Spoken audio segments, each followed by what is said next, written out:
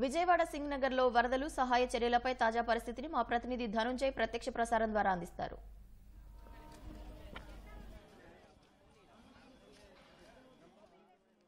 Thank you పవిత్ర. ప్రస్తుతం బెజవాడ దుఃఖదాయనిగా మారిపోయినటువంటి బుడమేరు ఉధృతంగా అలాగే కొనసాగుతుంది. అయితే కొంత నిన్నటితో పోలిస్తే కనుక కొంత ప్రవాహ ఉధృతి అయితే తగ్గినప్పటికీ కూడా ఇంకా చాలా ప్రాంతాలు నీట మునిగేవని చెప్పాలి. అన్ని ప్రాంతాలు దాదాపుగా సింగ్ నగర్తో పాటు రాజరాజేశ్వరి నగర్, అంబేద్కర్ వాంబే కాలనీ అలాగే వివిధ ప్రాంతాలన్నీ కూడా దాదాపుగా 11 డివిజన్లన్నీ కూడా పూర్తిగా నీట మునిగాయని చెప్పాలి. దాదాపుగా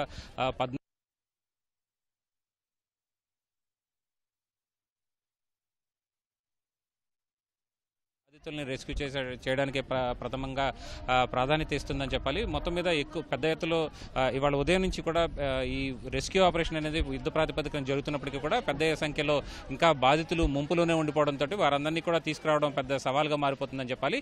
ప్రధానంగా చెప్పాలంటే ఎన్డీఆర్ఎఫ్, ఎస్డీఆర్ఎఫ్ బృందాలు అలాగే పోలీసులు, స్థానిక అధికారులు ఇలా చాలా మంది ఉన్నప్పటికీ కూడా ఇక్కడ సమన్వయ లోపం కొట్టొచ్చినట్టే కనిపిస్తోంది. బాధితులకి ఇంకా పూర్తి స్థాయిలో ఆహారం అలాగే నీరు, మంచినీరు అందని పరిస్థితి నెలకొంది.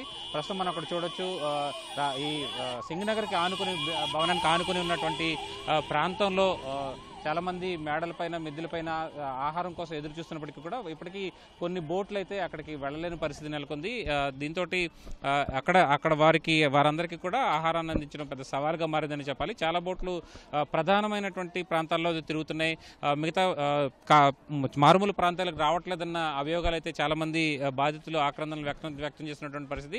అయితే యుద్ధ ప్రాతిపదికన ఆహారం అందించాల్సిందిగా ముఖ్యమంత్రి స్వయంగా ఆదేశించినప్పటికీ కూడా ఇక్కడికి సింగ్ నగర్ ప్రాంతం పాటు వివిధ ప్రాంతాలకు ఇప్పటికే ఆహార పొట్లాలు కూడా వెళ్ళాయి. దాదాపుగా 1,00,000 ఆహార పొట్లాలని ఉదయానికే సిద్ధం చేయాలని ముఖ్యమంత్రితో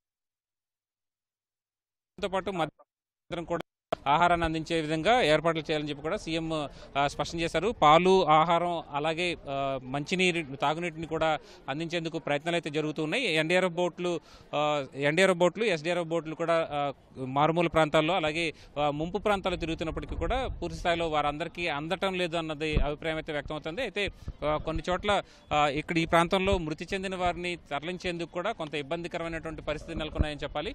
వాస్తవానికి ఈ సింగ్ నగర్ బ్రిడ్జ్, సింగ్ నగర్ ఫ్లైఓవర్ ఏదైతే ఉందో ఆ ఫ్లైఓవర్ వేదికగానే ప్రస్తుతం రెస్క్యూ ఆపరేషన్ కేంద్రంగా ఇక్కడి నుంచి రెస్క్యూ ఆపరేషన్ అయితే కొనసాగుతుంది.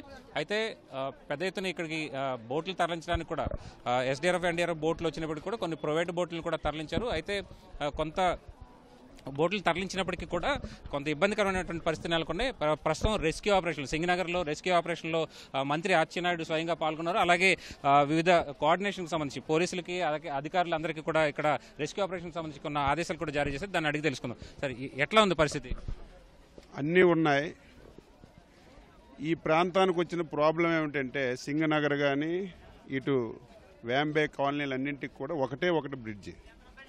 ఈ బ్రిడ్జ్ ఉదయం ట్రాఫిక్ జామ్ అయిపోవడం వల్ల వచ్చిన ఫుడ్ కానీ ఏవైతే టోటల్గా బోట్లన్నీ కూడా తీసుకొచ్చి 4-5 బోట్లు ఇప్పుడు దించి ఫుడ్ ప్యాకెట్స్ అన్ని వచ్చినవన్నీ ఇక్కడే వేస్ట్ చేసేస్తున్నారు. బ్రిడ్జ్ వల్ల ఒకే బ్రిడ్జ్ ఉండటం వల్ల అంటే ఇది ఒకటి బ్రిడ్జ్ వల్ల ఒకే బ్రిడ్జ్ ఉండటం వల్ల మనకి ట్రాఫిక్ జామ్ అయిపోవడం వల్ల ప్రాబ్లం వచ్చింది కానీ ఇంకోటి కాదు. ఇప్పుడు అన్ని సర్దుమనిగా ఇప్పుడే 4 బోట్లలో పంపించాం. ఏవైతే వీధుల్లోకి వెళ్లకుండా వాటర్ కానీ, పాలు కానీ, భోజనం కానీ. అదేవిధంగా ఇప్పుడే నేను ఎయిర్పోర్ట్ డైరెక్టర్ కూడా మాట్లాడాను. హెలికాప్టర్లో కూడా 2 ట్రిప్పులు వేశారు. ఇంకొక 2 ట్రిప్పులు హెలికాప్టర్లో కూడా వేసి వాళ్ళకి ఇస్తే 1 గంటలో మొత్తం అన్ని సర్దుకుంటాయని అనుకుంటున్నాను. ఎప్పటిలాగా వరద ఉధృతి తగ్గే అవకాశం ఉంది. అలాగే మొత్తం రెస్క్యూ ఆపరేషన్ ఎంతవరకు కొనసాగే అవకాశం? చాలా బాగా జరుగుతుంది.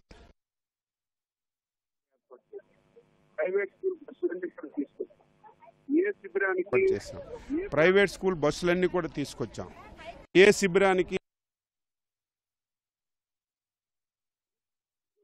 కానీ ఆతృత, ఎందుకంటే చాలా మంది ముసలి వాళ్ళు ఉన్నారు, పిల్లలు ఉన్నారు, భయాందోళన చెందుతున్నారు.